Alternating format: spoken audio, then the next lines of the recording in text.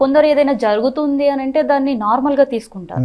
ఇంకొందరు అయితే అది చిన్న చిన్న విషయమే కావచ్చు, చాలా కంగారు అసలు మొత్తం భయపడుతూ ఉంటారు.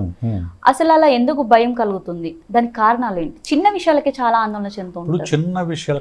చిన్న విషయాలకి కొద్దిగా ఆందోళన పడేదాన్ని జనరలైజ్డ్ యాంగ్జైటీ డిజార్డర్ అంటారండి. ఓకే ఓకే అంటే ఏంటంటే మన గురించి ఏమైనా అనుకుంటారేమో, లేకుంటే ప్రమాదం జరుగుతుందేమో, లేకుంటే నష్టం జరుగుతుందేమో అని చిన్న విషయాలకు భయపడుతుంటారు. అది జనరల్ యాంగ్జైటీ డిజార్డర్.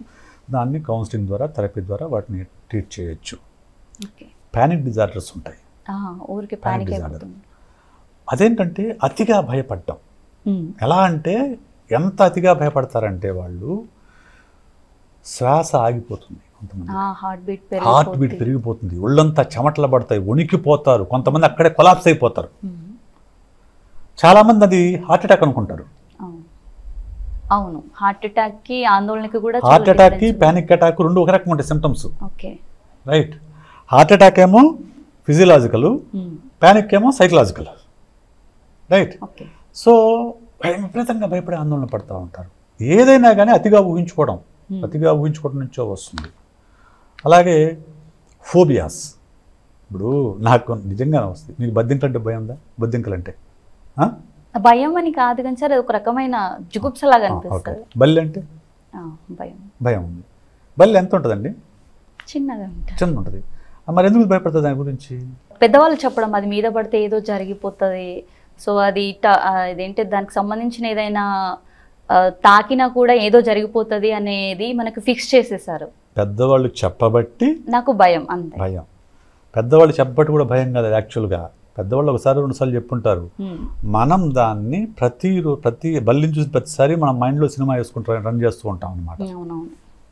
సో అది వాళ్ళు చెప్పిందే రిపీట్ అవుతాడు. ఓకే, దీనికి దూరంగా ఉండాలి, మరి దూరంగా ఉండాలని చూస్తూ ఉంటాం. అంటే బల్లి ఇంతే ఉంటుంది, ఇంత ఉంటుంది బల్లి, అంతే కదా. కానీ మన మైండ్ లోపల అది పెద్ద డైనోసార్ లాగా చూస్తాం.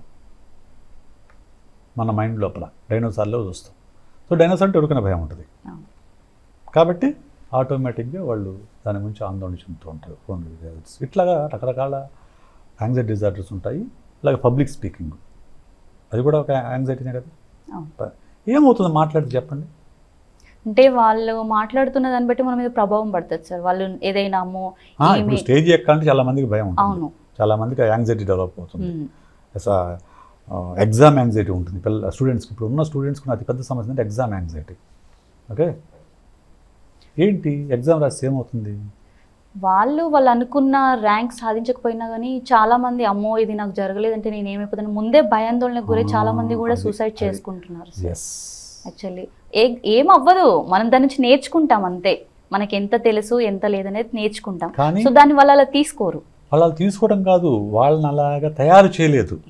పేరెంట్స్ కానీ టీచర్స్ కానీ ఎడ్యుకేషన్ సిస్టమ్ కానీ పిల్లలకు ఎగ్జామ్ అనేది it is only A test, it will not decide your future అనే విషయాన్ని మనం ఎప్పుడూ చెప్పలేదు.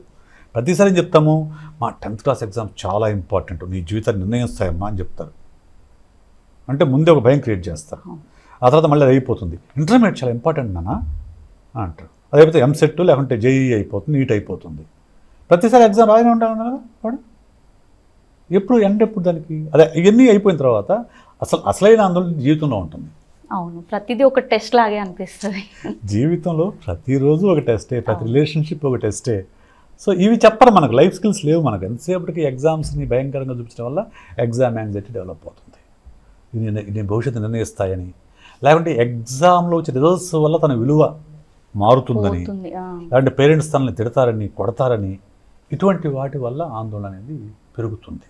So this is main reason. So various types of anxieties are there. We need to address it.